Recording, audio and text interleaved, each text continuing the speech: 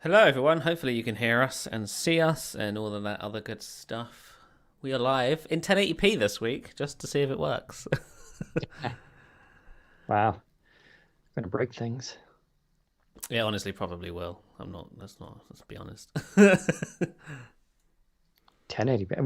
Have we ever done 1080p? I'm sure we probably did at first and then stopped. I don't know, honestly.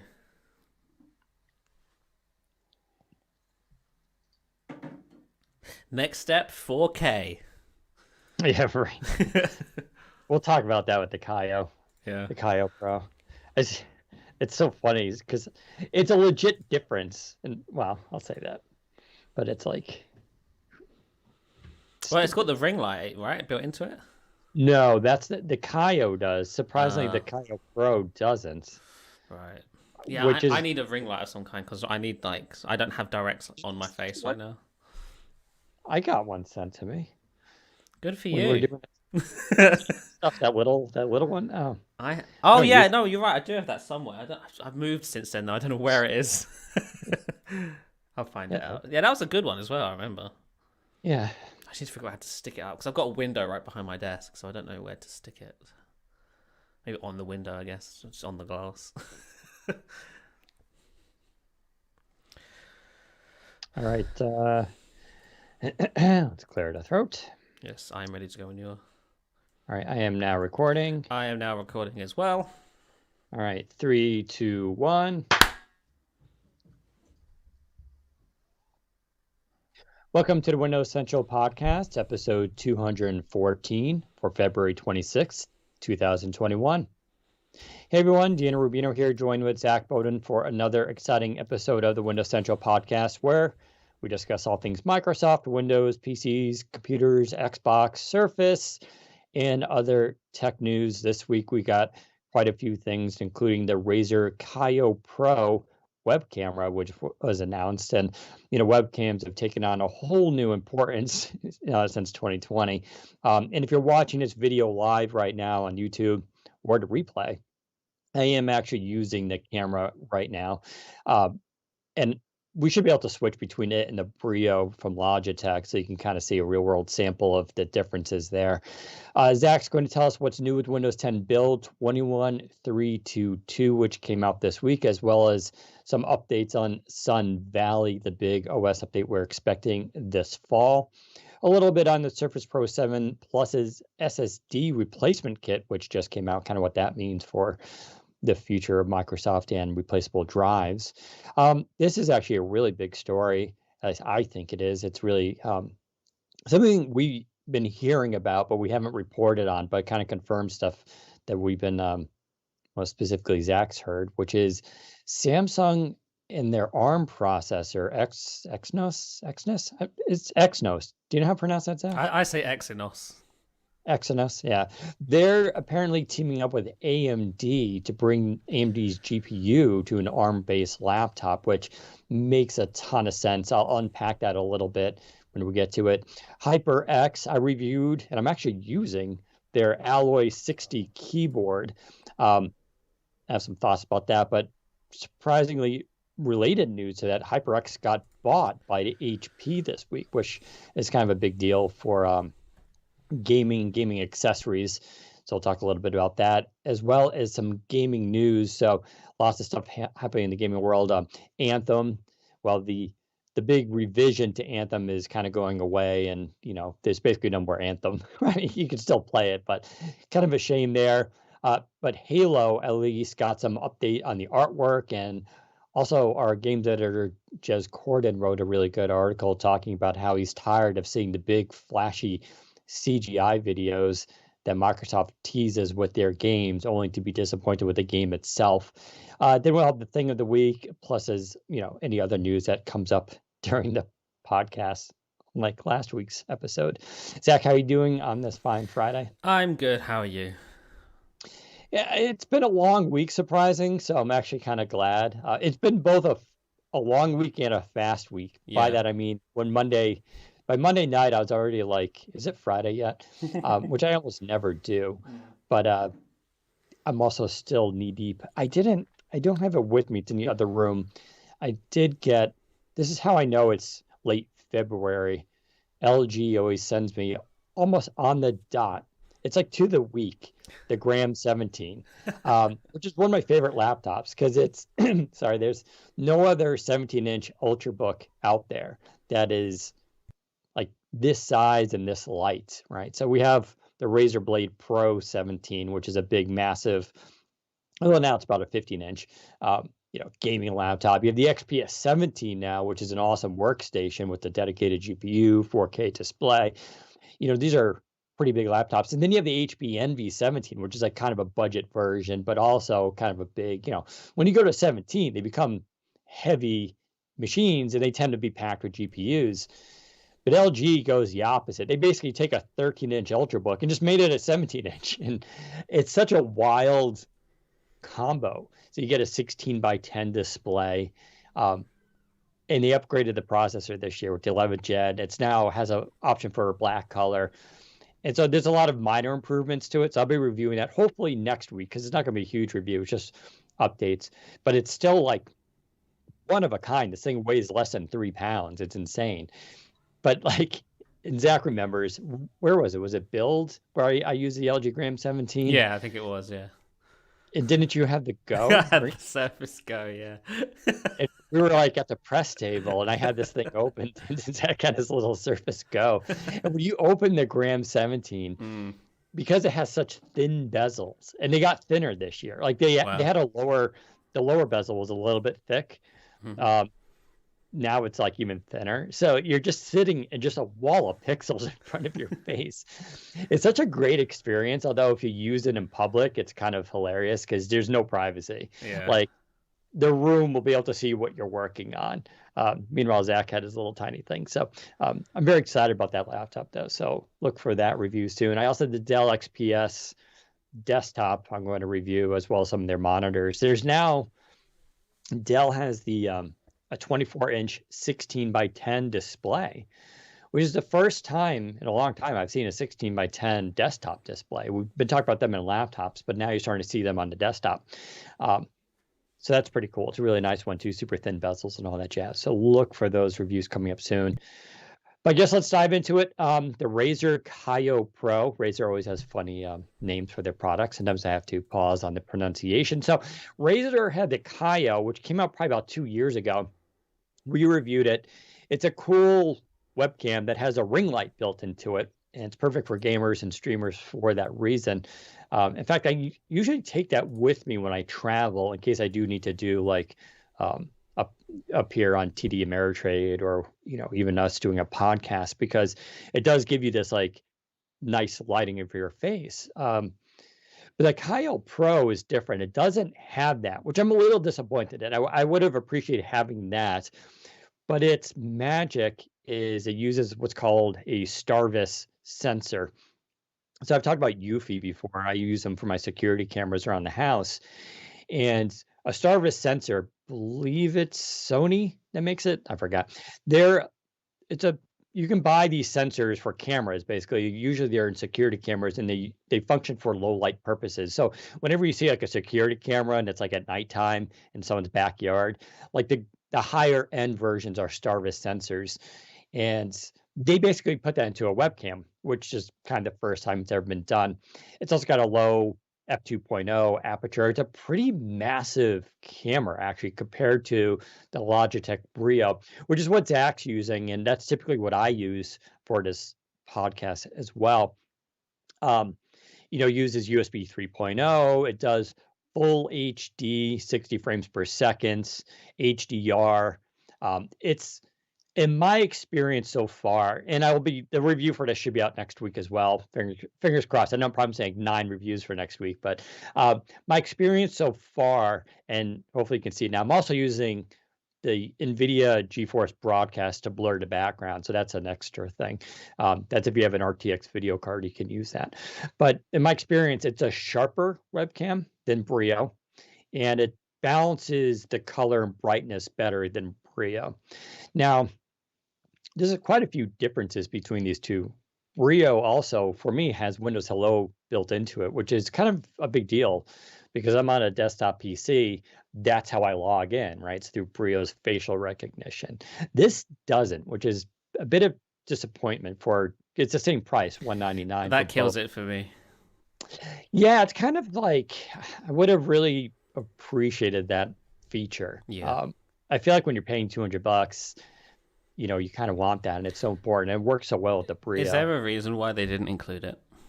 I imagine the Starvis sensor that they're using on this probably drove up the price. I mean, it is an exceptionally well-built camera. It has multiple mounting options with this kind of cool tripod. So yeah, I have it mounted on the computer right now, but you can also directly mount this to a tripod, which is nice for, all sorts of other uses. But it also has like the clip stand that it has can like be its own stand independent, or it can like mount to something. So it's a lot more flexible. So if you don't want to put it on top of your display, you can like put it to the side. Like people have different ways they want to use this for streaming. And it is aimed at both productivity, that is like home and office use, as well as game streaming use. Now, the big thing with Brio, it's actually called the Logitech Brio 4K because obviously it can stream in 4K.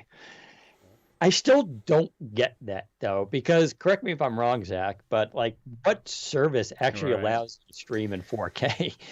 Certainly not, we don't use it for YouTube. I think could you stream in 4K if you wanted to? I mean, yeah, but your video coming to me is only 1080 because I don't think Skype supports 4K webcam talk. Right. Um, That's the issue, right? yeah. So I would be in 4K. It'd be great, but you wouldn't. So there's absolutely no point in doing it. But yeah, like I think what Logitech were thinking there was just future proofing, really, right? If they could put it in there and keep it under $200 with Windows Hello, I would prefer having a 4K sensor than to not have one, even if nothing uses it. Because there are times in which you might actually take advantage of that. For example, if you're filming a presentation locally that will be used in something later, that's handy to have, of course, because then you can record in 4K locally just fine. But yeah, you're right. For the most part, like my webcam is streaming to you at 1080p. At most, you probably less than that because my upload's terrible. But yeah, I mean, even like Google Hangouts caps at 720. Right. So like, I'm not aware of like, if you're going to use this with Teams, Skype, Google Hangouts, you're never going to go above 1080p. And I agree, when Brio 4K came out, we were all like, well, because 4K streaming's right around the corner, duh. And what's really happened is that hasn't happened at all. In fact, no one's announced 4K streaming ability is like a thing that's coming. And when you watch, especially the last year, like on news shows, everybody's streaming from home, right? Instead of going to like studios. People struggle at 720p still, like in terms of bandwidth. Yeah. Like you still see there's a lot of like pausing and stuttering, and it's kind of remarkable. This, you moved recently. What's your upload these days? It's only 20 up, which is kind of standard in the UK. But my download has dropped significantly from about 300 down to only 80 down. So mine is around 20 up too. It actually equals about 8 up. And so like there is that to stream at 4K. I imagine it can work at you can probably stream 4K at 20 meg up, but you also like download. You need a good bit of download as well, because especially if you're watching your stream back, which most streamers do, they have to see if their output's working or whatnot. That's when it becomes a bit of an issue. But yeah, like I think for most people, streaming at 4K is just unnecessary. Their hardware either can't output that, or the service they're using just doesn't support it. And I think I don't think anyone's complaining that streaming services are stuck at 1080p. And by streaming services, I don't mean things like Twitch or YouTube. Yes, they support 4K. I'm talking about actual services that allow people to connect, such as Skype or Zoom or, as Dan mentioned, Hangouts. Those are capped at 720, 1080p most of the time. Yeah, I mean, I don't want to argue against 4K because it's if it's like we use the Logitech Brio, it has 4K. We never really use it, but it's not like necessarily causing an issue. Although I guess you could argue there is this idea of, the higher the sensor is, the more pixels it has and all this kind of stuff, if it can actually degrade the performance versus having a lower ability. But still, I think we will have 4K streaming at some point in the future. So I don't want to argue against it. Maybe once 5G becomes the norm. You're right. It's just, it is kind of funny, this idea of like, say you were in Microsoft Teams at an all hands meeting and you had like 20 people on the call and it's like a little grid of people. Yeah. Would you be like, 1080, oh, yeah, that guy's 4K. It's like the size of a postage stamp, right? Like, would you be like, damn, he looks good. But anyway, you can, like, as you're watching this right now with the stream, you can see, sort of the sharpness of this. Like I said, I do find the sharpness and the light balance of this better. In fact, let me open the Brio up, and I guess I could switch between it. That doesn't mean it's all perfect, though. One thing I will say is I think out of the box, Brio has better smart settings. Mm-hmm. What I mean by that is, to get the Kaio Pro to kind of look good, I did have to their default settings were not where I would have put them, especially on brightness. It was a lot darker than I liked, so I manually adjusted things to get it. What you do. What's nice about the I don't know if the Razer has this, but the Logitech also has different fields of view, which is really nice. Oh, it does. Okay, yeah. This actually can go wider than Brio. Oh, really? Okay. Yeah, and so like this is kind of better also if you're going to do like a group call and have multiple people on there. Right. This goes wider than Brio, so that's a good point. It does have like 3 sort of defaults. Angles of view, and they're wider than Brio. Of course, you can kind of zoom in as well, and that's where the kind of the interesting comparison. It's like if you're a photographer, and I gave you like a point and shoot camera and put it on auto, most of your photos would look decent, right? Yeah. But there's a reason why I use a was it Z6, a Nikon Z6, full frame, and I tend to use manual controls because I'm doing things with displays. When you switch to manual, there's a reason why a lot of us shoot manual or even raw. It's because you can hone in the exact picture. So when you do that with the Kaio Pro, it looks better than the Brio does when you do the same. And I think that's kind of a difference. But not everybody wants to do that. So I think Razer probably needs to work on their software a bit here to sort of improve things. Let me dive into... I can't wait to see this not work. There's no way this will work seamlessly. Oh, it will. So I'm going to switch to... All right, this is Kaio Pro without NVIDIA Broadcast. Well, what's happened is that the camera's gone. I don't see you no more. No, okay. Oh, hold on. No, it should be back on. I don't see it. Oh, there you are. Now you're back. Now you're back. So is this still the Razer? This is the Razer without broadcast. So now my background is focused. And this is another thing I noticed. Kaio, you'll see a lot more detail on all my like Xbox controllers and stuff like that. It does a really good job of sort of being sharper and just showing more detail. And now I'll switch to Brio. So there'll be also a pause. Now, before I switch, to be fair, these aren't lined up perfectly. They don't... I think I have a comparison photo on Windows Central in one of the articles. The Brio sits lower than the Kaio just because of the shape and design. So the angle is going to shift. So don't judge that. It's going to be a hard one to control for. So just try to focus on the detail and the differences. This segment's great for our audio listeners. Right, yeah, sorry. If you're listening to this, you don't see anything, but you can go to YouTube and watch me do this. All right, going to switch to Brio. We'll also be done with this segment in a minute, so don't worry. All right, it's coming back on. Man, it takes a while, doesn't it? There you go. See, I think that looks better. Okay. But that might also just be the color difference as well, because the coloring on this is just, I think it's nicer. Okay. So that's the Brio. So hopefully people can get a view of that. And then, yeah, I mean they're both good, right? Yeah, like you wouldn't have these side by side to compare them. They're both fantastic. Yeah, but I think for feature set, I think you're getting more for your money going for the Brio. But maybe for gamers who do streaming on Twitch, maybe the Razer makes more sense. Razer is a gaming company after all. And I think maybe if doing market research, they found that most gamers don't really care about Windows Hello. And that's probably why that's not part of the product. Yeah. All right, switching back to the Kaio Pro. Yeah, I was for all the talk of the Starvis sensor, I didn't find the low light performance to be particularly groundbreaking. Right. So like this is an area where Logitech has a lot of experience, and there's a reason why Logitech is sort of the default king of this field.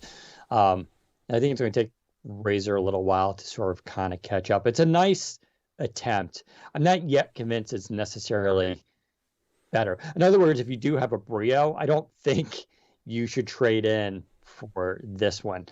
On the other hand, there is an argument to be made that the Brio is very hard to find right now because it's in such high demand. And if you need a really good camera, you can actually order this right now and get it shipped to you. I mean, it should be still available. So that's that. There's your real world demo. I'll continue with the rest of the podcast using the Kaio, and we'll see going forward. I'll take a look at the video later, see if I like it. All right, let's switch to Windows 10 build 2130, 213222, whatever that is.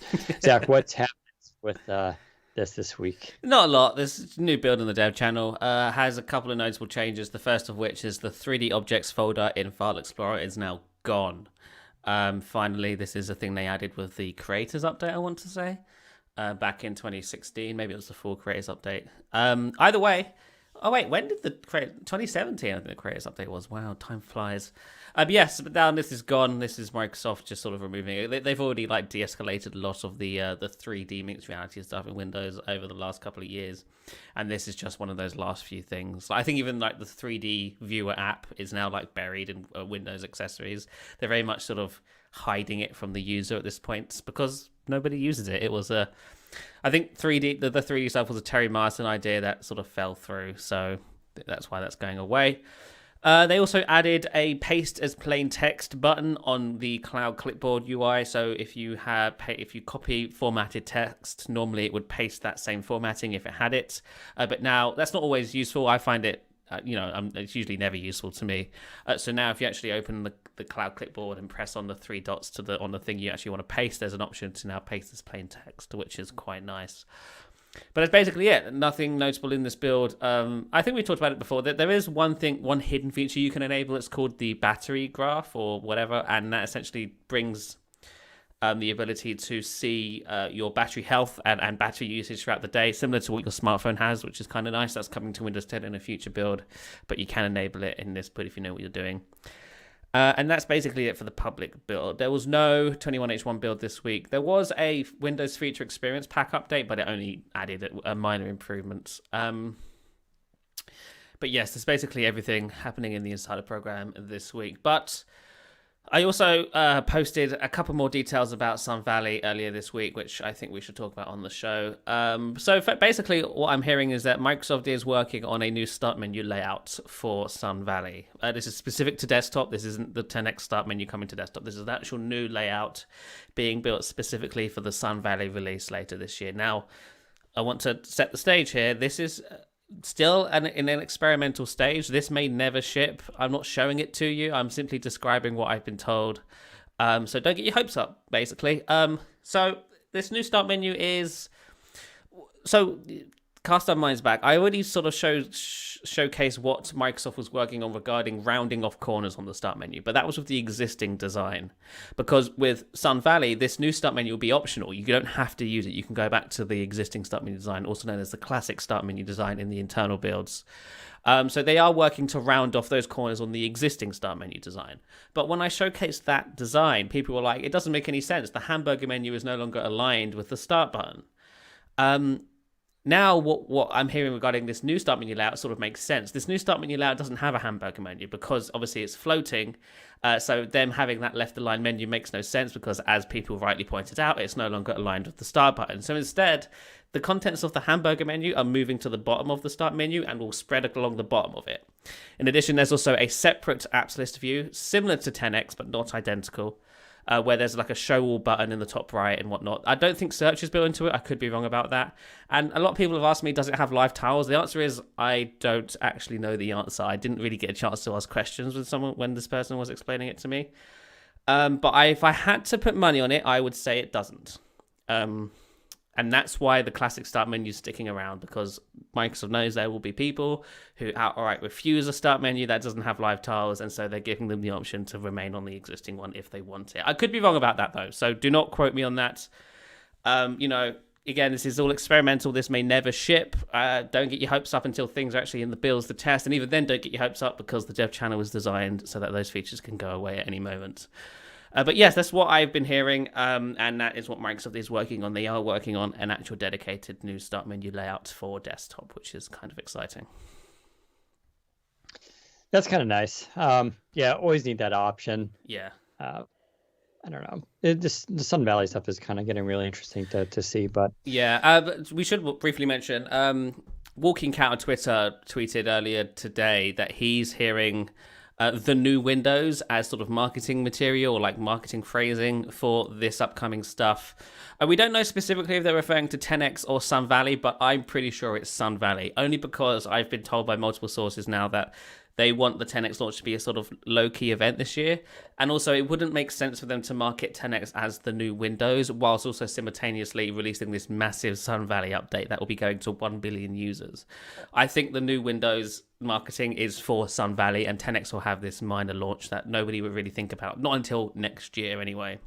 So yeah, he said he was hearing that the new Windows would be coming next month. I don't think that's accurate. I think we'll be hearing more about Sun Valley later in the spring. But who knows? I think Microsoft are planning specific events for all sorts of things. I think we talked about this a week or two ago. There's a gaming event up and coming. There's probably a Surface event maybe in April. Maybe not an event, but definitely new Surface hardware coming in April. And then May, June time, I think we might start hearing about Windows. And I think they will be talking about Sun Valley. Maybe a bit about 10X, but I think the spotlight will be on Sun Valley this spring. So yeah, very exciting stuff on the horizon for Windows insiders. I know it doesn't feel like it. I know the insider program's sort of acting all like, oh, there's nothing coming. Here's all these boring builds. But I promise there is some exciting stuff in the works. And, I think now we're just waiting to see if Microsoft is able to deliver on that stuff. That's pretty cool. Just a little news here, kind of interesting, just kind of happened. If you've never used the app MyTube, which is on the Windows Store, it's been around for years. It is a YouTube client, and it's not only one of the best examples of UWP and as a Windows app, it's arguably, and I think without contention, the best YouTube client on any platform. It's just such a good experience for YouTube. Anyways, the developer behind that has joined Microsoft, which is really, yeah. So congratulations. Almost long overdue, because it's such a good example of UWP and sort of, how far you can kind of push the designs and use of it. Like I said, it's free on the Microsoft Store. There's also, I actually do the Patreon. I pay the developer $5 a month to donate to the development of that app, because it's just so good. It just go try it if you have it. The new version 4.0 came out a couple months ago, and it's just like so good. It actually got me into using YouTube as like a regular kind of like, how people subscribe and follow channels and all that. I never did that. This app kind of got me to do it. So kind of nice though to see that happen with at Microsoft. So congratulations to that developer. Real briefly, Surface Pro 7 Plus, we reviewed this a couple weeks ago. One of the big features of it was it has a removable SSD, which follows in the tracks of Surface Pro X as well as Surface Laptop 3. We're expecting this trend to continue with future Surface devices. And now Microsoft is officially offering SSD replacement kits, which is kind of neat. Again, this doesn't really affect consumers directly, but what this means is if you work in IT, you have a fleet of Pro 7 Plus devices, you can basically get these kits and allows you to upgrade them. They're sanctioned and official by Microsoft. And Microsoft's always been a little coy on this stuff. Like, for instance, they don't recommend you upgrading the storage size, which is weird. It's obviously technically nonsense. But they do all this because I think they want to reduce the amount of issues. I wrote a guide on replacing the SSD in the Pro X, and I upgraded both the size as well as the brands and even the technology behind it to BG4 versus BG3. And I've had no issues with it, obviously. So this is just kind of like them covering their butts. But we do expect this sort of. It's funny, these kits only work for the Pro 7 Plus. I say only work because there's no reason why this wouldn't work with Surface Laptop 3 or Pro X. But again, they're just doing it to kind of for warranty issues and stuff like that. But I do expect Microsoft to sort of expand this going down the line. It's an interesting expansion. We'll see if they continue that, especially with the consumer devices and how that works. But I think this is like one of the coolest things they've been doing. And it's mostly because enterprise and IT departments require it, whether it's for security reasons, they want to send a device in, they can pop out the SSD to make sure, no secrets get leaked, as well as upgrading devices or troubleshooting and all that kind of stuff. So hopefully we'll see more of that. But you can get these through Microsoft's official business line and contacts that way. So there's no direct way of purchasing this stuff. But if you want to do it yourself, go check out my guide. It's pretty self-explanatory. It's actually a very easy upgrade. Let's turn to some big news here. I think this is big news, at least. So obviously ARM processors have become a big deal because Apple apparently invented putting an ARM processor in a laptop. But joking aside, we know Samsung makes its own line of ARM processors, which we're still trying to figure out how to pronounce. Exynos, whatever. If you buy a Galaxy S21 and you live in Europe, there's a good chance you'll get that processor. If you're in the US, you'll get a Qualcomm processor. So how all this stuff works, of course, is there's the ARM Holdings, the company that NVIDIA is trying to buy right now. They design these chips, and then companies like Samsung and Qualcomm take those plans, modify them, put them into production, and then actually go and manufacture them. When it comes to Windows 10 on ARM, there's no reason why Samsung can't use its own processor, right? It's ARM. It is meant to be generic. MediaTek is another company that makes its own ARM processors too. All those could be used in laptops. We haven't seen it yet, but there's no technical reason. There may be some minor drivers and all this kind of stuff, but as a platform, it's sort of like the difference between AMD and Intel. They're both x86, right? AMD just does things differently than Intel, but at their core, they're the same technology. So that's the same thing here. So this question's always been about like if Samsung was ever going to get involved in this and use their own chips, which at times can outperform Qualcomm. That's only a recent thing though. I should also say Qualcomm up to this point has been very dominant in obviously the ARM stuff on Windows. In fact, they've had in the past attempted to call the Snapdragon on Windows. That's how confident they were in their dominance. So that no one actually that didn't catch on because it sounds weird. But so the news here is Samsung is rumored to be doing this, bring their own processor to a Windows laptop, which I don't find too surprising, but I still find to be very good news. We want that. The big news here is AMD. Now, Zach, you heard from a source something about this where you didn't have details, but we think it's related to this. Do you want to just kind of shed some light on that? I wish I could remember what I heard. Hang on. Oh, yeah. So I heard that AMD might be preparing a mobile ARM chip based on Samsung's Exynos custom, design team. That's basically all I got. I didn't hear anything else. No timelines for this stuff. But yeah, that's what I heard. And now Samsung, who announced this? AMD or Samsung? Somebody announced this, that they are working. Samsung didn't announce it. It was ZDNet. I believe their Asia offices reported it. So it's still technically a rumor. Okay. But I think them reporting something along those lines, I think lends, credits to this. That perhaps this is happening. Some AMD and Samsung appear to be working together on something. Now, the report that ZDNet wrote specifically talks about GPUs, right? As a laptop with a Samsung Exynos chip with an AMD GPU. So it's not exactly what I heard. I heard AMD was preparing its own ARM chip. Now, maybe that should have got lost in translation. I don't know. Maybe they did mean this was GPU only. But the fact that AMD and Samsung are working together here, especially when it comes to it being an Exynos ARM-based processor, this is really interesting because, NVIDIA's rumored to be buying ARM in general, and I think maybe AMD might be slightly worried that, if NVIDIA gets all of ARM, then what if we get locked out of a lot of these possibilities? And so NVIDIA had their earnings this week, and I was on TD Ameritrade yesterday talking about that. Yeah. And, Microsoft, Google have come out against the purchase of NVIDIA to buy ARM. NVIDIA has publicly stated they are not changing the open licensing model, meaning they will still license the technology to companies who want to buy it, including Qualcomm and Samsung and, even Apple, if they're involved. So none of that is changing. Of course, it's out their word, but that would be the issue. And NVIDIA has also come out publicly stated they will, by doing this, and NVIDIA has made ARM processors before. We talked about that. It does the Tegra chip. We saw it in the original Surfaces. NVIDIA has said that they will bring their GPUs to make them work with ARM too, because these are kind of underlying different technologies. Yeah. And right now, there's a reason why they're not putting RTX GPUs into ARM laptops. It's not because they don't want to. It's just like the technology there doesn't quite line up.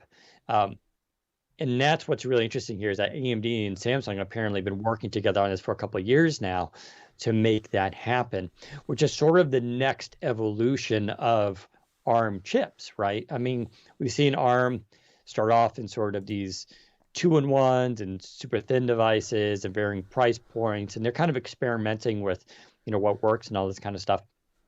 This next evolution is like, building the chips specifically for laptops versus recycling the mobile chips from smartphones with a slight boost, and now adding a GPU there to, improve the performance even further.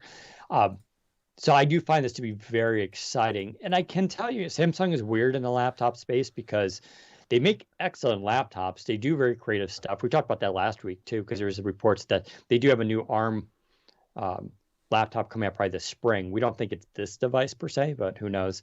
But they do obviously excellent displays. They do a lot of interesting software stuff. But their sales have been very much limited to United States and just like, I think, Germany and stuff like that. It's kind of like Bio, who only sells in Japan, US, and Brazil. I can tell you that Samsung is interested in expanding its reach into laptops. Like, this isn't them just continuing to dabble. Like, they are looking to, I think, push more into the laptop space. And I think it's for obvious reasons. We saw a huge burst of laptops and, going to 2020 and 2021. I keep talking every week how inundated with new laptops for review. And so Samsung sees an opportunity here. And they're like, they control so much technology, right? Because of their smartphone stuff. So it makes sense for them to sort of head into this space. So we don't expect this, I don't think, till later this year. But what's neat is, like I said, if NVIDIA goes through with its purchase of ARM, it'll start making its own ARM chips too, merging with its own RTX GPUs. We're talking in 2022, things could be very interesting here for this space and ARM processing in general, where we finally start getting, some really kind of powerful mobile devices that are really thin too. I'm curious though, with the GPU stuff, how's the cooling work, the technology behind it there?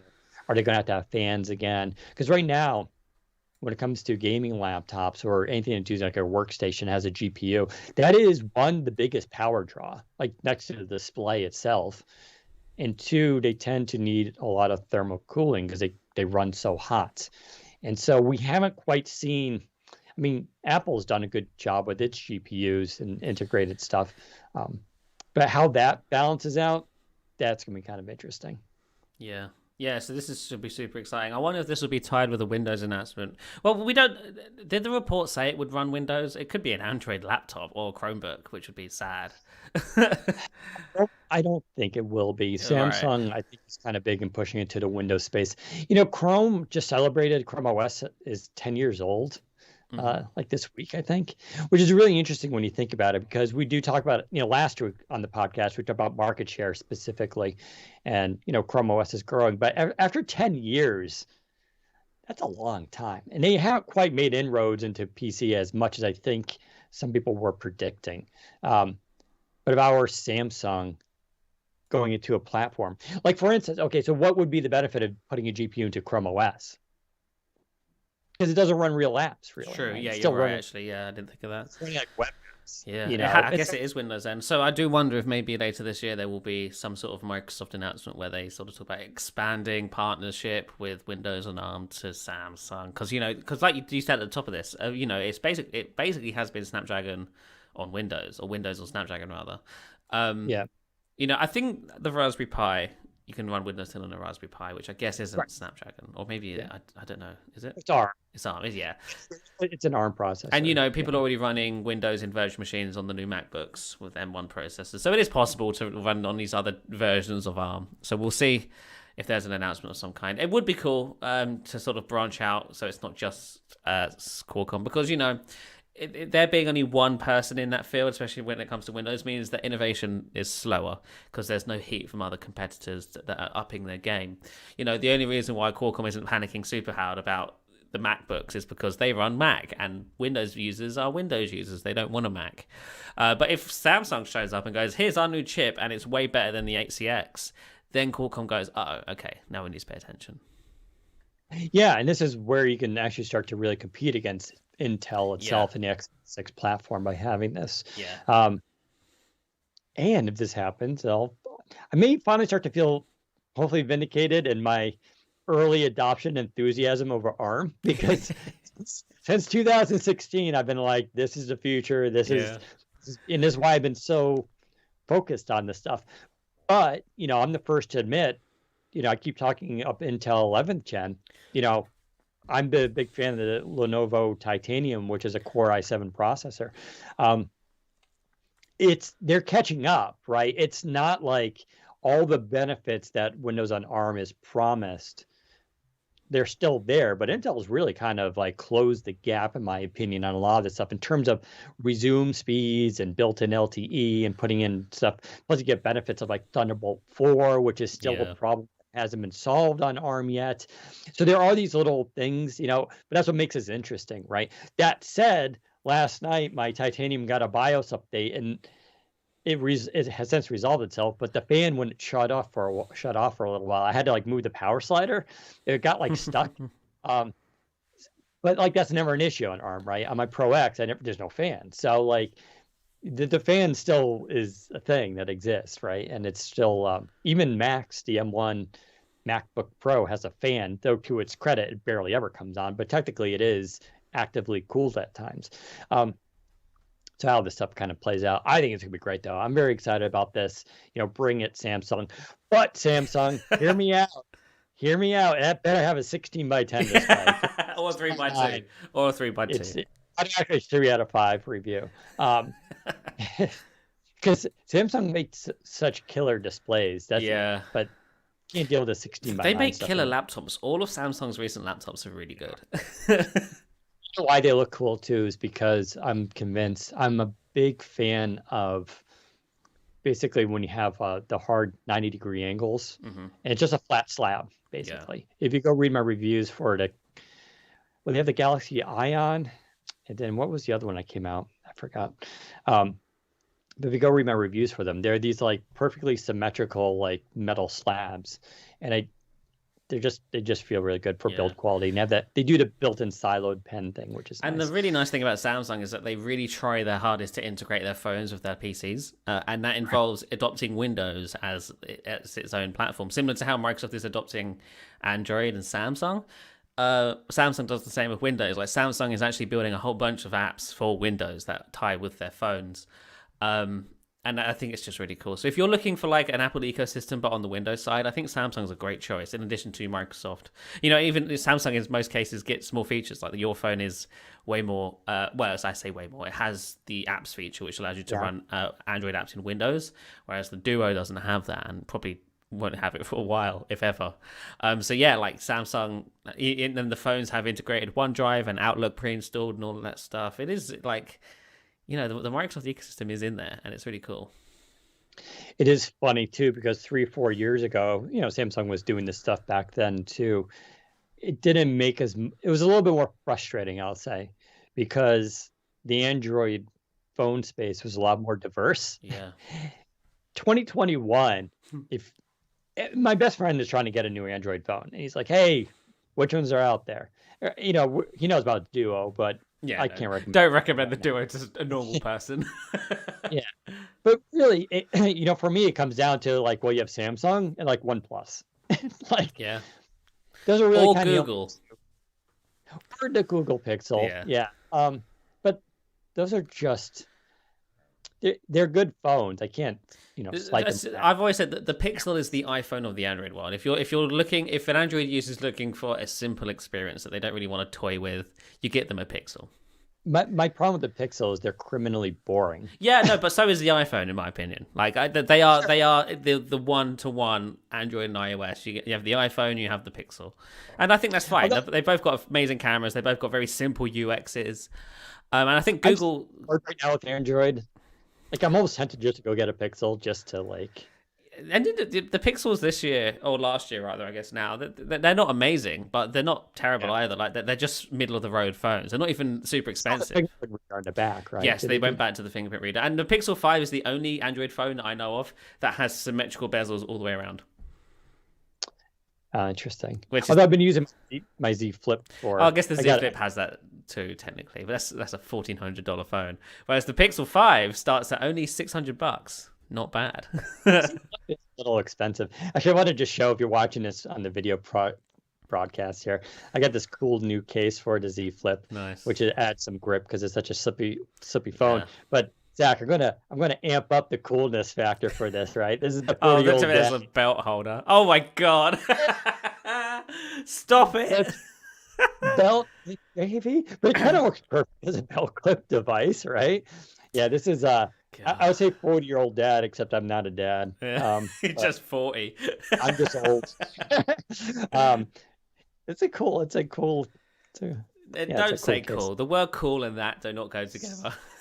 It's ironically cool. I'll just say that.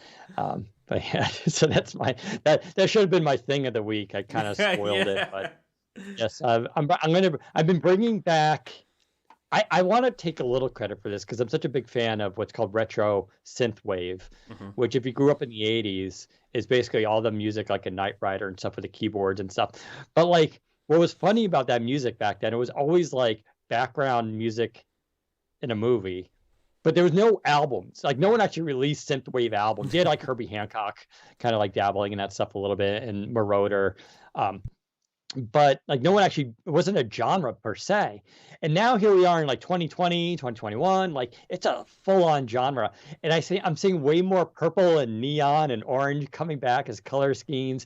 Microsoft is going big into this. They've been doing it a lot. And I like to think it's because my generation now, we're finally coming to power and to like marketing, and we're just like, the 80s were awesome. So like we're forcing the change on everybody. I mean, heck, even my Z Flip is the purple color scheme. It looks like it's something out of the 80s.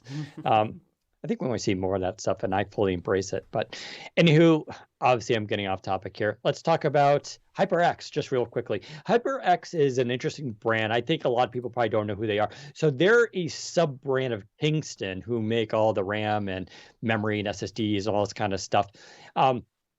They've been making accessories, gaming accessories, for the last few years. In fact, Zach, you're using the Quadcast, which is a HyperX microphone, which everybody asks about you almost every week. Yeah. I'm actually going to get the new version, and it has RGB in it because that makes it way cooler. I also want to be on par with Zach for our audio, so we're a little bit more synced up. But that's a very popular microphone. It's very highly rated. So that's HyperX. I'm using here, again, if you're watching the video podcast, and I just flipped a little switch around here. This is, is my wire going to be long enough? Yeah, there it goes.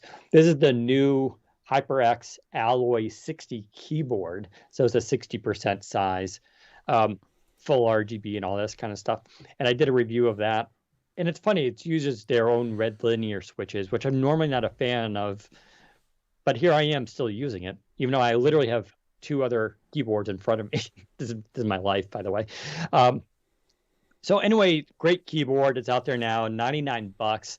If you're into the 60% size, I'm a little iffy on that. I prefer having just the arrow keys. There's actually now a rise in what are called 65% keyboards, which is hilarious. And it's literally just the same size, but has arrow keys on it, which I think is the sweet spot. So now I got to push everybody into making 65% keyboards. But there's even 40% keyboards now that are coming out, which is just getting bonkers in terms of what people want for tiny stuff. But this is the world of mechanical keyboards. And then there's 10 keyless or TKLs, which are also out there. So HyperX, I also have, and I reviewed these. If you're wondering what I use for gaming, although Razer headphones are great, I'm a big fan of these. These are, I just dropped them. The HyperX Cloud Wireless 2. So these are just extremely comfortable, light gaming headphones. They have a mic that plugs into them. I think 20 hours of battery life. Excellent audio quality, just super comfortable to wear. So we've been covering their stuff for a while. I've just been really impressed with their quality. And then out of nowhere, HP bought them for like $45 million. Now they're not getting the SSD stuff and the RAM stuff. That's staying with Kingston, which is their brand. So that makes sense. But they are getting their keyboards, microphones, their mice. I imagine they make eyeglasses too, the gaming kind of glasses.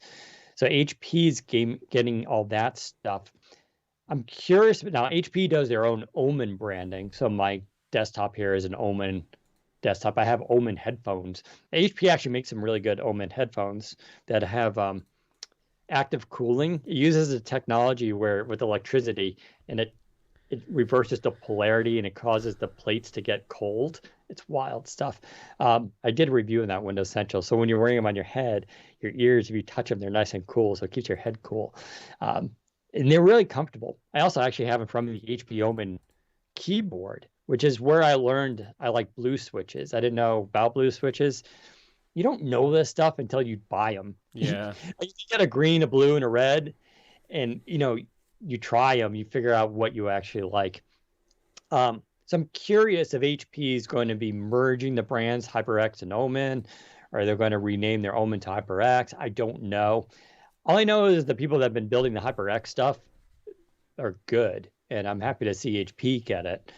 It goes to tell you also how big gaming is, right? I mean, I also think if you had to choose between the Omen and the HyperX branding, I think the HyperX branding's better. It just sounds cooler. HyperX.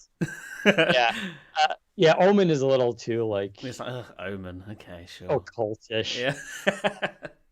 Oh yeah, someone's mentioning that for 60%, the Huntsman. Yeah, the Huntsman Mini I reviewed. Mm-hmm. In fact, I referred to that. That's actually on sale, so it's actually I think like around the same price now as this one. They're both very good. The Huntsman you can get clicky tactile switches as an option. So this you only have one option for red linear, which bothers some people. But yeah, the Huntsman, if you're already into the Razer stuff, that's where Razer gets you. You get all their RGB stuff syncing together. But yeah, and then there's Ducky, which of course makes a lot of keyboards. I don't know, it's cool stuff. But yeah, we'll see what HP does with this. But I expect you will see a lot more. But and hopefully, yeah, by next podcast, I'll be in the HyperX Quadcast S microphone. That's the same as Zach's. I'll talk about it then, but it has RGB. So which means the microphone should go faster because that's how RGB works, right? It makes everything faster. That's an inside gaming joke. I don't think Zach heard that. I don't know. I didn't hear that, sorry. I said RGB colors makes everything go faster. Oh, yeah. Yes. That's why gaming stuff has RGB lighting. That's the mystery of it. Yep. So my microphone should be better than yours. Probably, and it probably sound better as well because of the lighting. That's how it works. When people ask, why do gamers have RGB lighting? You just tell them it makes it go faster. And then you just watch their expression on their face. All right, speaking of gaming, I guess let's turn to some gaming news. I'll let you take this Halo story because I heard the rumor you're a big fan of Halo. And I am. Rumors also, I don't care about Halo. Yeah. How you don't care about Halo? That's where Cortana came from. Anyway, so every month, 343 Industries, the developers of Halo, are putting out like updates to their development progress for Halo Infinite. And this month was all about the actual location of the campaign for Halo Infinite, Zeta Halo or Zeta Halo, which is just one of many Halos in the Halo universe. This is the Halo ring that the game is set on this time around, and it's very beautiful. They've clearly done a lot of work since the demo last E3. These were only screenshots, admittedly. This wasn't video, and also the screenshots were taken on PC. This isn't Xbox screenshots, so who knows what it looks like on console. But at least on PC, the game's looking a lot nicer. They also talked about their day-night cycle, essentially confirming that there is a day-night cycle, which is really nice. They gave us some not gameplay, but like screenshots of guns, like in the first-person view, which I don't think we've really seen outside of the demo last year. But that's essentially it. They also released a sort of snippet, like a minute audio snippet of some dialogue between some of the characters. I guess this is minor spoilers, but so stop listening if you care. But in it, Dr. Halsey is talking to Master Chief about the current situation they're in, and how Cortana, if you played the game, if you played Halo 5 to the very end, Cortana is basically converting all the AIs to be on her side against the UNSC. And they're talking about that sort of situation, like, Cortana's taking over everything. What do we do? So yeah, like the game's coming along. It's supposed to be launching holiday 2021. They do not appear to be stepping away from that. They are just full steam ahead. The game essentially looks done. I think all they're doing at this point is polishing it and just making sure everything in the game is looking and performing as good as it possibly can be, which is great. To have a year to do that is fantastic for a development studio, because as we saw with things like Cyberpunk 2077, that game clearly needed another year of development. And it was already delayed a number of times since it was announced back in 2012, I think it was. That's a long time for a game to be in development. But if you announce your game that early, people get impatient towards the end. Like, we just put it out. And I think that's what Cyberpunk fell under, is the pressure from gamers and whatnot, being like, this game's been in development for 7 years. Release the damn thing, when it clearly still needed more work. Halo may have fallen under that same umbrella had it released holiday 2020 as it originally intended. I think there were rumors at the time that the game was going to launch in parts, campaign on its own, then multiplayer later or something like that. That would have been bad news for Halo. Like, the Halo audience is very specific. Like, the Halo, this is getting into weird stuff. Like, Halo fans and people who play Halo, there's a divide in the community. Some people love sprint. When you play like Call of Duty, you run around, you sprint. Some people hate sprints because Halo never used to have sprints. That was a Call of Duty phenomenon, or maybe it was Battlefield, I don't know. Halo eventually adopted sprint because all the other FPSs were doing it, and that's when the Halo community does split, because half of them were like, no, this is terrible. Halo should stick to its guns. Halo doesn't have sprint. These are supposed to be like Spartans, 7-foot Spartans. They don't need to sprint. On the other hand, others were like, yeah, but it makes the gameplay feel faster and more modern and fresh, blah, blah, blah. I'm indifferent about this. I don't really care if it has sprint or doesn't have sprint. I've been playing a lot of Halo MCC recently, which is Halo 1, 2, 3, and 4 from 2001 up until 2012, and they don't have sprint other than... I think sprint is good because it's an important thing when you're coming from like other genres. Like right, Destiny, that's why Halo added it, yeah. Yeah, and so like if I'm coming from Destiny, that's going to feel more natural to me. Yes. Is the issue kind of with like Gears of War, because Gears of War is such like, it looks the same as Destiny or like Halo in terms of like, if you just saw a screenshot of it, but as soon as you start playing it, the mechanics it's so completely different. Yeah, it's heavier. It's more about duck and cover.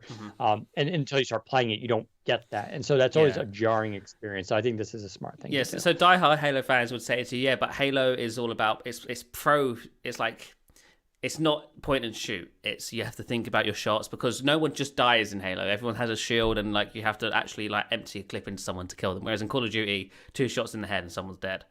Halo is definitely not like that. And also the slower pace, some people say, like they prefer it. Whereas like Dan, as you just mentioned, it's sprint. It makes it easier for new players to get on board, because Halo games without sprint feels very slow, and it does. Compared to Call of Duty, the game feels super slow, but some people prefer that. Some Halo fans prefer that. But Halo Infinite, I think, is confirmed to have sprints. I think it definitely has sprint in the game. So, I guess Team Sprint 1 compared to non-Team Sprint. But yes, that's basically everything Halo Infinite for this month.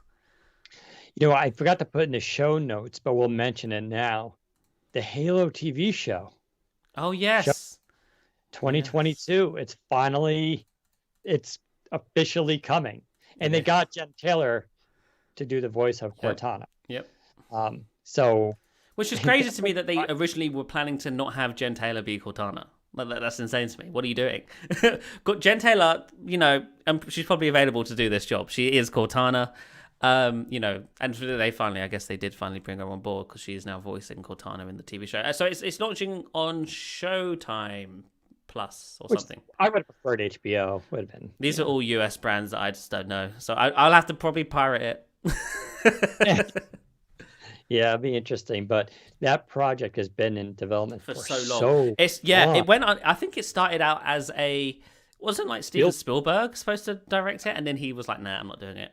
And then I read somewhere that the movie San Andreas was originally supposed to be the Halo movie, and if you actually watch it, a lot of the props in there have been repurposed from Halo props into just generic props because obviously the Halo-ness went away.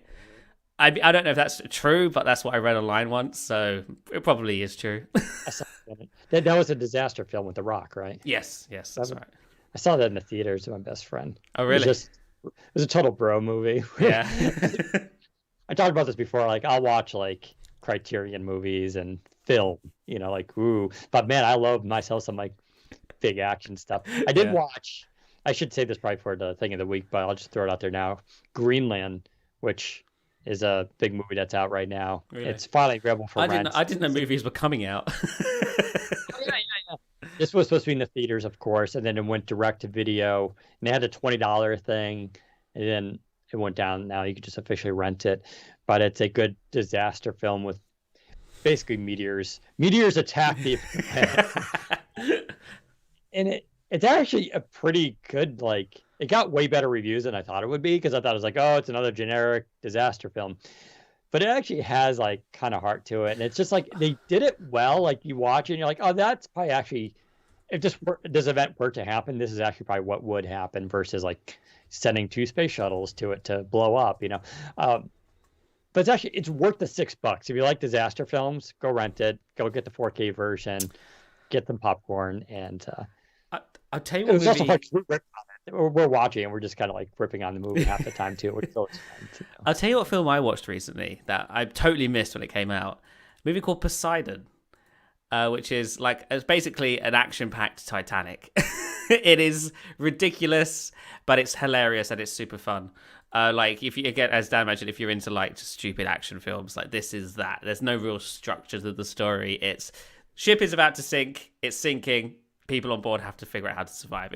I thought it was great. I was hooked. I was like, Dan, I've got some popcorn. I was like, I'm watching this piece of crap because it looks amazing. That's pretty funny. Yeah, that's how I felt. I watched Midway a while ago. That was on HBO Max. And that's how I felt too. It was like, God, this is so corny. But it was the special effects were pretty awesome. Yeah. And the original battle is fascinating, right? So it's kind of cool to see it recreated with modern effects. Yeah, I'm a sucker for all that kind of stuff. You got to have the best of everything. As I mentioned, I'll drink super fine whiskey and I'll drink malt liquor. I don't care. You got to enjoy the spectrum of life. If you don't, you're a snob. And that's the lesson. It always makes me sad when these so not low budget, but these action movies that clearly aren't very good. Make a loss. I just found out Poseidon made a loss of $69 million, and I'm like, oh, that's really sad because I actually really enjoyed the movie, and it's oh well. It is though. That's how cult movies start. Yeah, no, you're right. Yep. Almost all cult movies weren't big hits when it came out. It's only years later they were kind of appreciated. So who knows? Maybe Poseidon will be. And you were in on it. You're on record as saying you were a fan. So. Yeah. Well, we'll see. In terms of other game news, let's quickly talk about Anthem. So I did kind of try Anthem briefly. I didn't try it. Yeah, when it came out, I think I tried the demo, or I forgot. But Anthem was one of those games that was super hyped up when the trailer first appeared. It looked like this cross between Destiny and Halo, but you can fly too. And there's just all this kind of still cool stuff. But then it launched and it was very underwhelming, and they've been trying to fix it. And this is one of those games that didn't turn around. And so it was supposed to get a big revamp called Anthem Next. And was it a revamp? I thought it was just a new game. No, I believe Next was going to be them revamping the current game and fixing sort of a lot of the ways it's supposed to work. And basically, as far as I know, future plans for Anthem are just gone. The company's going to focus more on its more traditional things like Mass Effect and Dragon Age 4. And so Brendan Lowry wrote a pretty good, tribute to it because there are a lot of obviously fans of that game out there. And so this is the risk of, you know, doing these big titles. It's very expensive. It blows my mind. Whereas a studio to make a big movie like Midway or something like that, it's a big risk. It's a lot of money. Comes out, doesn't do well, but the studio doesn't shut down usually for it. But when it comes to like video games, it's like sometimes these games make or break the studio, and so the risks are a lot more high, I think. And then that turns me to Jez Corden's article that he wrote. And this is true. This is an ongoing complaint, but he specifically calls out Microsoft for doing this, which is, when we do the big E3 events, the lights dim and it's like world exclusive, console exclusive, right? That voice comes on, and then they roll this like movie trailer for the video game. And if you've never been to E3 at that Microsoft Arena thing, the sound and the subwoofers there are incredible. Like when the subwoofers rock at those places, like it literally feels like an earthquake is happening. It's just, you feel it in your body. That's what gamers love, right? That's the whole point. It's supposed to be like a concert, but for games. Yeah. And when you're, you have that, a giant screen, and it's dark. It's just like this whole, and they always do it. It's always like pitch black. Then a voice comes on, right? And you're like, oh my God, that's blah, blah, blah, that character. Master Chief, yes. Yeah, Master Chief, right? And then like you're sold. You're like, oh my God, it looks amazing. But all you saw was this like cinematic presentation. Yeah. And you really got to see the actual gameplay. I still hate this when I go, I hear about a video game, like, oh, let me go watch the trailer. And 90% is the cinematic cutscenes. Yeah. Well, my favorite thing is when mobile games do this. You see it on like Instagram ads all the time. This really like super expensive, animation heavy, CGI based advertisement for a 2D game that's about buying and selling farmland. It's like, what are you doing? This is ridiculous. That is stupid. Yep. And so, Jez wrote that article that basically, we see these trailers and these big presentations, and then the game comes out and womp, womp, womp. Yeah. It rarely lives up to that, what the hype was in that trailer. And yeah, there's a little bit of both, because it is true. Sometimes if you just show gameplay, it's not that exciting, actually. Well, no, yeah, and honestly, that's what Halo did. They showed just gameplay, and it turned out to not be... I mean, I remember talking about it when they did it. They're like, they did the gameplay, and it was fine. But then there was like a trailer that they put online that wasn't part of the presentation that was way more hyper, like it amped me up for the game. And I was like, oh, yeah, this is awesome. But that's what a trailer's designed to do, right? A trailer is designed to get your blood pumping, to get you invested in something in the shortest amount of time possible. Whereas 10 minutes of gameplay is... here's how the gun works, here's how it sounds, here's me running to this switch over here. It's like, okay, I get it, but like boring. Plus the trailer does serve the purpose of being able to convey the story. Yes, right? You're right. Yeah. And that's become so important to these games where like, back in the day, Doom, when Doom came out, it was like, you're on Mars, you're a Marine, they're demons. Yeah. You figure it out. And it was like, there was no like backstory. And then the game itself was just a maze. You would start at the beginning and you had to get to the end, and there are enemies in between. Games have significantly evolved where the story has become so important. And to Doom's credit, they've like went back and rewrote the story and actually filled it in. And darn, that's a cool story. Like, oh, that makes way more sense almost, So I get where the trailers are able to do that, where you just show gameplay, you're not getting the story, right? So it is a balance, but there is this risk of putting all your eggs into these like big AAA titles. And it's because of Sony. Sony's been so successful at doing this, and Microsoft's been struggling. Sure, Microsoft's gone around now and bought up all these studios. There's a lot more potential there, but he's basically saying that, all right, Microsoft, let's, actually deliver on these. And, that's where we're just talking about Halo. It's a good thing that they delayed Halo to kind of focus on this, versus Xbox Series X is coming out. We need to release the game the same day. I think it would have been nice. Nice, but I think we see now in hindsight, absolutely not necessary. No. Series X is still selling like gangbusters. Yep. There's still enough content there to keep people, and Microsoft is benefiting almost from this chip shortage that's affecting almost every industry, in the sense it's keeping stock very low anyways. So it buys them time Yeah, almost and also to like they have to be careful with Halo because like they've yeah. messed it up in the last few years. Like Halo 5 was, I think it made money, but it was a flop in the eyes of Halo fans. Like the campaign was terrible. The multiplayer was fine, but like Halo Infinite is very much we're going back to our roots kind of game. Like we hear you, we hear the complaining. We're trying to get this one right. And Halo is Xbox, right? Halo is Microsoft's biggest Xbox IP. It is the reason Xbox is still around today. Without Halo, there is no Xbox. So they need to get it right. If they release another dud Halo, then it's like, what the hell? That's how you kill an IP. IPs can die, and Halo's come close, I think. It's kind of a good example Yeah, of, yeah, of an IP almost dying, yeah, right? exactly. So, although there is something to be said about taking too long and trying to get it right, and still not right. So I'm talking about Cyberpunk. Game was in development for almost a decade, and Yeah. still released to tremendous issues. Yeah, I mean, it's been 6 years since Halo 5. Like, we haven't had a mainline Halo game in 6 years, which I don't think has happened since Halo started. So, yeah, this is the longest gap. I mean, we had Halo Wars 2 in 2017, I think, but that's like a side game that doesn't really count. Like, Halo 1 to 4 was, I think, 3 years. Halo 2 to 3 was, not, sorry, Halo 1 to 4. Halo 1 to 2 was about 3 years. Halo 2 to 3 was, I think, 3 to 4 years. Then Halo 3 to Reach was 3 years. Halo Reach to 4 was 2 years. Yeah, so this is definitely the longest gap between mainline Halo games ever. So they better show us some good work because, that's a long time between Halo games. Yep. Well, we won't have too much longer, so we'll have to wait and see. Yeah. But yeah, gaming, it's the big story here going to 2021. So speaking of AMD next week announcing their new graphics card, believe it's going to be their mid-range, so again competing with Nvidia.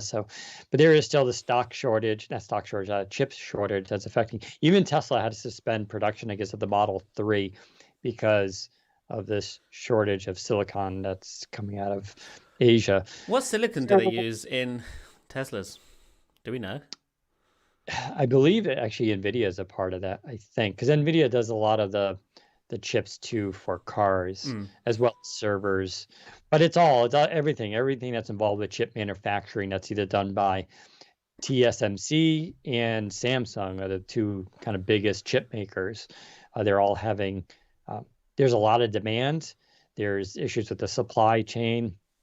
Everybody wants a laptop. Smart cars are becoming a big thing, and it's amazing how much an automobile has been electrified over the last few years. I have the Model 3. The whole thing's a computer, right? I can actually reboot my car, which is always kind of a fun thing. You can actually, I don't know if people know this, but it has redundancy systems built in. When I first had the Model 3, the software was still a little bit green. I remember driving, and one time it rebooted while I was driving, which is weird. It's not like the car shuts down. I couldn't see my speed. That's got to be illegal. It's no, the car comes back on. Right, but there's still that period of time where you can't see any heads-up display, right? Right. How long did it take to reboot? It takes like a minute, 2 minutes, maybe. That's too long. That's too long. Quick. Yeah. But yeah, you just have a black screen, and you're just like, you can't see where you're shifted into what gear. God, that's terrible. You don't know your blinkers, like all that kind of stuff. That only happened one time, but it goes to show you. It's a blue screen of death. At least it's not that, right? Yeah, at least the steering wheel doesn't lock. There is Alt-Delete, basically, though, which is when you're parked, you put your foot on the brake, and then there's two push buttons on the steering wheel, and you hold it all in together for a few seconds, and the system will reboot. Nice. Well, I mean, it's a PC, right? So I guess it makes sense that that errors can be made. The blue screens or system crashes can happen. And that's how the works. Like I said, it's a redundant system. So if one fails, the main computer still runs. The car is still will operate. The ability to accelerate and decelerate and steer continues to function. Technology's getting fun. So, Yeah. anywho, I think that's about it. Oh, I guess we should do the thing of the week. Have you thought of I think something? my thing of the week's just that movie Poseidon. A few people in the comments were like, that's a remake of like a 1970s movie. Yes, I know that, but the 2006 remake is amazing, so you should watch it. That's my thing of the week. It's like the Poseidon Adventure. I get it. The sinking ship thing. Yeah, Yeah, yeah, the original Poseidon Adventure is actually a classic film, yes. uh, which is But pretty this amazing. 2006 remake is just an action-packed movie, and it's kind of like it's just amazing. Now that you brought that up, I remember I told you my whole life is defined when I was a film projectionist. I remember showing that movie in New York. I remember a specific theater watching some of it from the projection booth. That was in Huntington, New York. Wow. There's a theater down there. Um, Anywho, yeah, what's my thing of the week? Now I think I kind of forgot. I guess there were the movies. I did Cobra Kai last week, which I'm still kind of going through. I did buy the original Karate Kid in 4K. That's available on Vudu. It was on sale for $8. Trying to think what else. I bragged about my little clip for my phone. That cannot be your thing of Oh, the I know week. what my thing of the week is. Okay, I'll do this one. This is I did a kind of a review of this, the Storm 2 Mm. Liquid, which if you're not watching the video, it's gonna be a little bit boring. I'm usually not into portable batteries because, oh my God, it's a portable battery. That's not that exciting. But this is on Kickstarter right now, $99. It's a 99 watt hour portable battery, and it's very cyberpunk-ish because it has it's a see-through case, so you can see all the wiring and everything, and it has a LCD display on it with this sort of like um, retro stuff on it. It looks like a 1980s kind of menu. But what it does is it shows you the actual live output of whatever you're plugging into it, which is wild because a lot of times when you plug in your devices, you're just assuming it's outputting at a certain rate. You can also control the output, so you can actually go through the menu and tell it, what each port here. You have two Type C outs and a USB A, which is kind of neat. This is the largest portable battery you can bring on an airplane without putting it into the undercarriage. So it does up to 100 watts output. So you can charge basically any laptop. Gaming laptops will be a challenge because of the GPU, but you can fully recharge laptops with this. Of course, your smartphones, you can do both at the same time. It does pass-through charging. And it's just super cool looking. If you go look at the article, like I said, it's called Storm 2 or Storm 2 Liquid on Windows Central. I linked to the Kickstarter there. They got fully funded in 5 minutes. Wow. So it's definitely going to ship. But it's just if you need one portable battery, this one is just the coolest. I mean, come on. The competition's pretty low, right? Most of these are just slabs. But this one is just wild looking. If you put this on start Any using it somewhere. anything with a heads-up display that doesn't need a heads-up display is usually pretty cool. Yeah. So you can use this at the airport. It does kind of look like a bomb. It does. You're not wrong. Yeah, that's definitely bomb material. You could You use see that it in a slide. low-budget movie, and nobody would be none the wiser. Yes. Yeah, and I joke around, but I've had incidences with electronics where people got worried over. So Oh, I really? guess, yeah, I'm kind of trying to think specifically what it was. I just remember years ago something happened. But yeah, this thing does kind of look like if you don't want to attract the attention of the police, maybe not use this. I don't know. But Or I get a don't. D-brand skin and cover it up, and you'll be good. Yeah, if they get popular enough, I'm sure Dbrand will do something with it. But very cool stuff. All right, so yeah, we'll do the Q&A next for the live broadcast. If you guys have questions specifically that we didn't touch upon the podcast, feel free to start asking those now in the chat. If you're listening to this recorded, of course, you don't get to hear that, but you can watch us live every Friday, 2:30 p.m. Eastern time on YouTube/Windows Central. And you can also watch the replays there as well. Otherwise, follow me on Twitter, Daniel_Rubino, Rubino on Twitter, also on Instagram. And you can follow Zach, ZACBOWDEN, and ask us questions there. We always appreciate it. And as always, thanks for listening in. We'll catch you next time. Take care, everybody.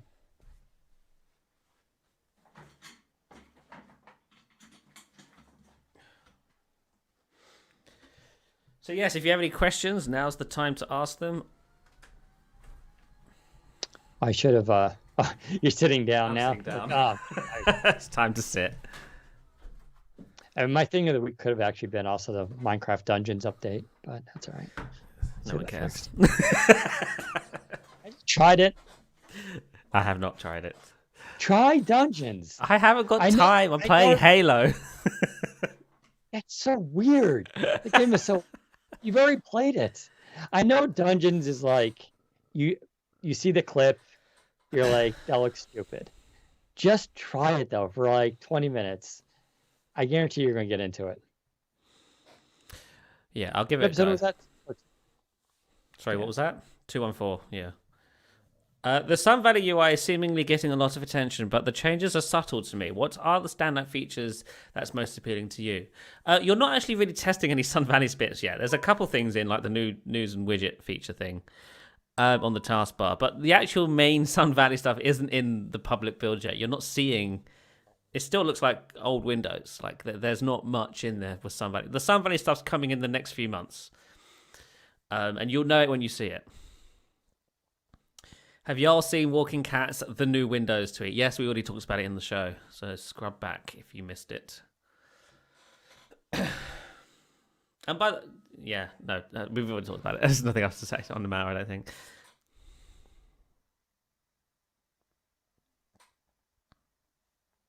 Have we got to play Cyberpunk 2077? I have not. I played it. It's on my list. I'm waiting. It's on, like... I'm glad I didn't buy it when it came out because you can get it for a lot cheaper now than what did. Zach, you did play it and actually... Yeah, I liked it. Yeah, I thought it was fine. I did think on Series X it looked a little bit like smeared, like, because clearly it's a very graphically intensive game, and to make it play on Series X, they've definitely dumbed it down a bit. But yeah, otherwise, yeah, I thought it was great. I mean, it's not my favorite open world game. I think GTA is still like number one for me, but it's up there. I may actually... I'm not a hardcore gamer, or rather, I'm so busy with other stuff. I don't play games as much as I should, which is actually kind of why I like Dungeons. It's not a complicated game. Sorry, my throat's itchy. I will say if you go to CD Keys right now, you can buy Cyberpunk for PC for $26. Wow. Which you actually jump on that. It's like the daily deal. A couple of Duo questions here. Is Surface Duo interface going to be coherent with Windows 10 in terms of design language? I don't know, but if I had to guess, I'd say no. I think they'd be rather stick closer to Android, because that's the whole point. Like, they want to be as close to stock Android as possible on the Duo. So I doubt it. Could be wrong on that though. And also, is the Duo launcher actually going to get significant updates or nah?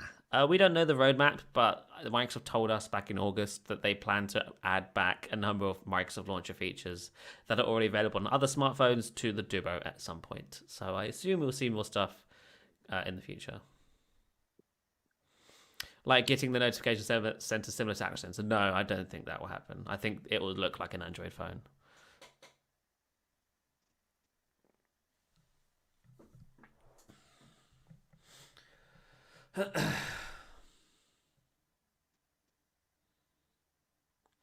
Could you talk about Microsoft's app integration with Samsung Galaxy Watches? Is there some notification integration for Skype calls and/or text? Outlook. There's not really any integration going on there.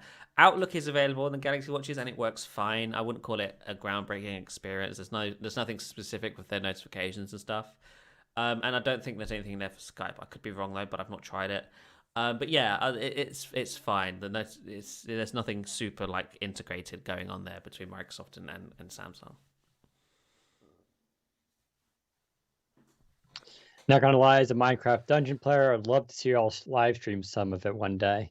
Yeah, that may happen. Actually, Jez and I were talking about playing tomorrow. And maybe we can get Zach to actually jump in. I'm trying to convince people. I get it, because like I said, you see the picture of it, you're like, oh, it just looks like a dumb little Minecraft. But there's something about it. The audio is fantastic. The gameplay, the way you can upgrade your weapons. I love the little animals. I have the wolf dog, and I get really sad every time I shoot them with an arrow. I also get these bees that come out. It's just like, I don't know. I haven't had that much fun playing a video game in a long time, and I just kind of love its both the simplicity, its retroness, and just the creativeness that the Minecraft team has created around it. So, yeah, bother Zach on Twitter to get him to join us. What happened to the 8 GB of RAM Duo for Europe? I don't think I ever said that. Yeah, That wasn't my that was rumor. I don't think. no, you didn't say that. That was I don't know where that started, That but I was, so immediately was somebody tweeted that they were hearing that there was going to be a black Duo with 8 GB of RAM. That's right, what it was. And I might have brought it up on the podcast, but I think I remember saying that I hadn't heard anything. right. Yeah, I was never told that was happening, as far as I remember. It's always been 6 gigs, the same device in more markets. That always seemed like a nonsense rumor to me because they wouldn't. Microsoft does some dumb things sometimes, but the idea of them releasing like a 1.5 version Right. mid-release cycle Yeah. seemed like no way because everybody would get so upset with that. Um, and it's not a trivial thing. We mentioned that before. They can't just add more RAM. It's not like because it's a physical thing and that board is already so small and tight. You need to redesign the whole thing to just add 2 more gigs. It's not like there's a space there with 2 slots and they could just add the RAM. So that was always an issue. Same with the black thing. That was just, I think, people just wishful thinking. I mean, it'd be easier for them to make a black version than it is to add 8 gigs of RAM. Yes, But that's true. That's true. it just paints it. You could probably, if somebody wants to do it, they could probably make their own black glass and stick it on the front if they really wanted. I'm not clamoring at all for a black version. Me neither, which because would this thing is so fingerprinty as it is. Having a black version would just be gross. I mean, we got this with the Surface Pro. We're like, oh, it's black. But 2 years later, I'm like, nope, bring back platinum. Yeah. And now they're kind of distancing themselves a bit from the black version. In fact, the Pro 7 Plus is mostly in platinum. There's only like 2 SKUs that are in black. Yeah. And Pro X is in platinum. Looks way better. Oh, yeah. So much better. And it hides the fingerprints. It's like, oh my God, it's so beautiful. Can we expect some improvements to the Microsoft Store with 10x/Sun Valley? Because sometimes it's really atrocious. So, listen, all I can tell you is I've been told that many inbox apps will be updated with new designs and features with Sun Valley. I don't know if that includes the Microsoft Store app, but I would be surprised if it doesn't. I've not seen anything specific regarding Microsoft Store or heard, but that's all I can say.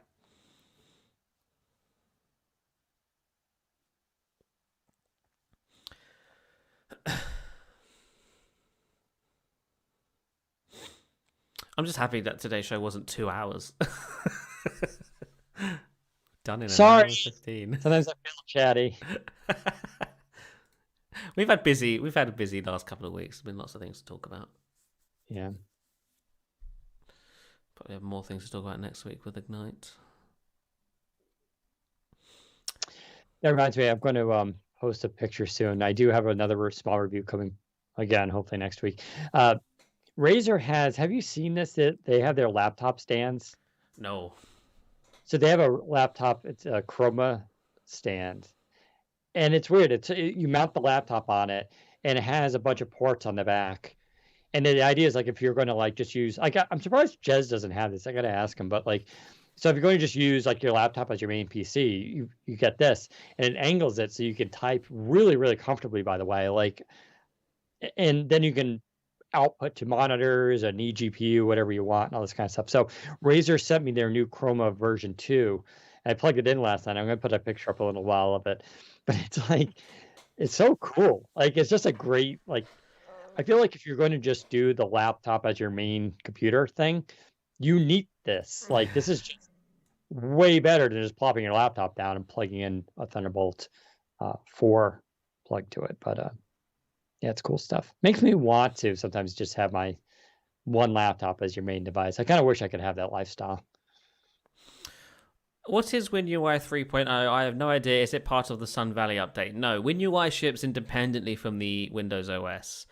And also, I don't think WinUI 3 will be ready in time for Sun Valley. Basically, what WinUI is the decoupling of Windows app design, I believe. Like, I'm not a developer, so don't quote me on any of this stuff. But essentially, developers can take WinUI and package it with their own applications so that instead of relying on a version of Windows to have all the necessary APIs and icons and whatnot to pull from, the app can just have it all inside of itself to pull from. And so that means Microsoft can update WinUI independently from the OS. So WinUI 3.0 can come out and launch on not only 21H2, but 21H1, 20H2, 2004, 1909, and go backwards. So the older versions of Windows get the latest UI APIs and whatnot. I believe that's what that is. And yes, a lot of Sun Valley will be basing a lot of its new app designs on WinUI, but I don't think it's WinUI 3. I think it's WinUI 2.6. But don't quote me on that.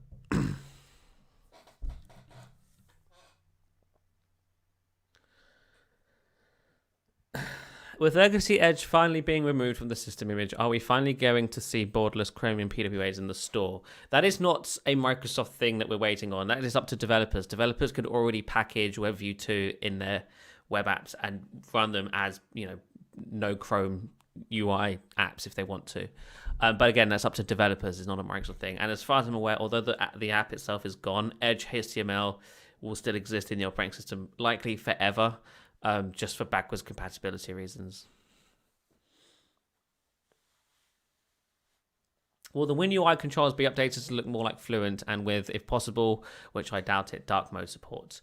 Not too sure about the more Fluent comment there, but dark mode, yes, they are adding dark mode to legacy COM UI, including file properties, the run dialog, all that stuff. Essentially, if you're using dark mode in Windows today and you run into an interface that still is white in File Explorer or something, or like the control panel, they are updating Windows to make that dark with Sun Valley. That is one of the making the UI consistent goals that they have, is to make dark mode consistent. So yes, you will see old school COM UI and legacy UI interfaces updated with dark mode with Sun Valley. I don't think it'll be 100% of the UI, but it'll definitely be more than what it is now. It'll be most of the UI. I'm sure you'll still be able to find some legacy thing that has light mode. But the file properties, which is when you right-click select properties, control panel. If control panel still exists, it might actually be being removed in some value. I don't know. And the run dialog, maybe even registry editor. That'd be cool, but who knows? We'll have to wait and see. Can you guys talk about Ignite? No. We'll talk about Ignite next week. Ignite hasn't happened yet, and yeah. Stuff will be announced. Your world won't be shaken. Do you think we will see a complete consistent UI like Big Sur or Sun Valley? Complete is a strong word. Much more consistent? Definitely. It will. I think it will be to the point in which it's no longer an issue for most people.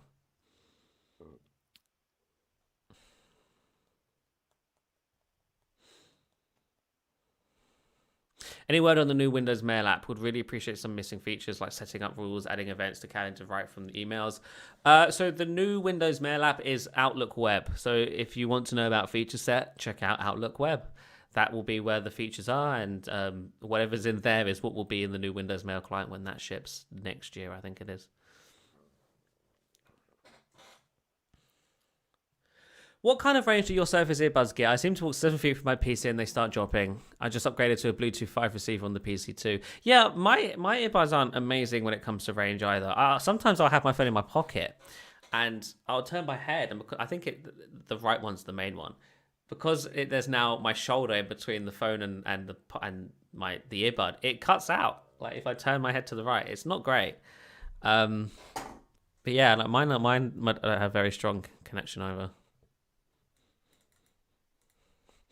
Will some apps be updated to WinUI 3 when it's ready? That is entirely up to the developer of the app, but I assume so.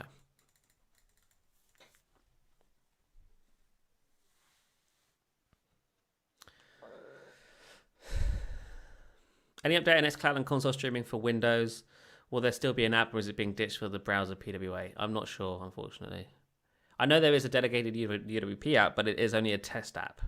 I don't know if they plan to actually integrate that into anything or build it out as its own application. They should just release that. Yeah, it would be great, but I think the pessimist in me says that they will just turn the web app into a PWA.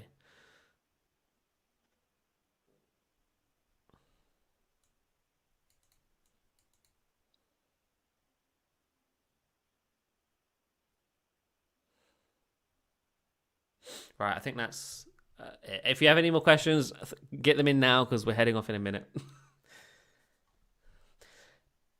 Any news about Microsoft's Power FX as well as Office 2021? Nothing about Power FX. I think we'll hear more about that next week. But Office 2021, they did announce that the LTSC version of 2021 of Office is coming later this year, and it'll be supported for however long the LTSC version of Office is supported for. Why doesn't Microsoft invest in OneNote on Android? The iOS version is far ahead of the Android one, despite Microsoft launching an Android phone. Microsoft is missing a trick with the demise of the Note line. Yeah, I mean, this has been the case with Microsoft apps for a while now, but you will find for the most part the iOS versions of Microsoft apps are usually a little bit better than the Android versions, which, to be fair, you'll probably find that across most apps on Android and iOS. The Twitter app on iOS is so much better than the Android version. You know, it's same for Gmail, which is funny. Gmail on iOS is actually no, maybe it's not Gmail. There's a Google app that people say is better on iOS. I can't remember which one it is. But yeah, like you'll find that iOS usually just has better apps because I think their SDK is better or something. Well, it's easier for them to target the hardware. Yeah.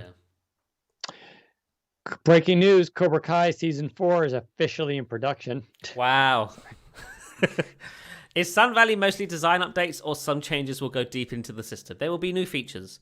I don't know about any core platform changes. Maybe there will be. But Sun Valley is UI, UX, and feature set. That's the sort of surface level stuff. There'll be new settings to configure and whatnot.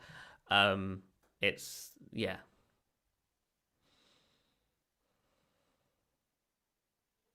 Will there be a cheaper Xbox with a disc tray? I don't know. Maybe, probably eventually. Microsoft usually do mid-generation refreshes. That's what the 1S was, wasn't it? So we'll probably see something eventually, but not anytime soon. Not this year.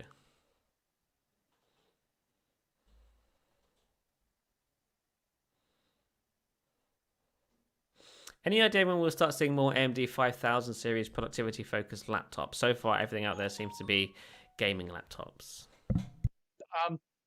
I've been saying this for a while. I don't think you will. Not for a long time. Intel 11th Gen has significant advantage over AMD when it comes to productivity, including AI, including things like the human presence detection, which we're going to be doing a little bit more of on Windows Central. And in terms of deals and vPro and all this kind of stuff, as well as engineering that Intel does that AMD just doesn't. It comes to productivity laptops, the whole performance thing doesn't carry as much weight when you're talking about gaming laptops or more workstation size, bigger things where performance is kind of a lot more critical. So while it'd be nice to have AMD stuff there, like it's going to be a while, but the industry is not going to just drop Intel, switch to AMD because it's faster. That's just not how this works. In terms of the price difference, I also think that's a little bit overhyped. Intel has been competing there on price too. They make kind of bigger deals than AMD. This isn't to slight AMD at all. This is just outlining the challenges they face as someone coming in. And, Intel is very strong in the ultrabook market right now. And so I'm not sure you're going to see that change significantly over the next 6 months or a year. You'll see companies like HP and Lenovo specifically dabble a bit more with AMD. Sometimes they'll release a laptop that's Intel-based. Even my Omen desktop is Intel-based, though you can get the AMD version if you want. It's a little bit harder. You have to configure it and all that kind of stuff. But they're starting to offer that as an option. We're seeing it with the Surface laptop. We're expecting more of a split between Intel and AMD, where AMD will be for the consumer and Intel maybe for an enterprise. But you're not going to just see companies drop everything and go with AMD, like I said, because some of you think it's faster. Like that's just, if you use an 11th Gen Core i7, you're using it as a productivity, business, enterprise, office laptop, there's really no point at which you're going to be thinking this thing is slow and sluggish. I wish I had AMD. That just doesn't exist. Now, if your job is as a developer and you're crushing big numbers, or you need a lot of graphics and all this kind of stuff, then the argument becomes a little bit better. But like, I've used both. It's like same thing with the M1 processor. It's the same thing. Everybody keeps saying how fast it is and how incredible it is. But if you just use it as a normal laptop, web browsing, email, Office, productivity, Skype, Telegram, meetings, all this kind of stuff, you don't notice a difference with the M1 in terms of performance. It just feels normal. Um, so that's the long answer to that. It's going to take a long time. Okay, with that, I think it's time to go. Thank you for tuning in, everybody. We'll be back next Friday. Follow us on Twitter. We'll keep you updated on when we go live. But until then, we will see you next time. Bye. Bye.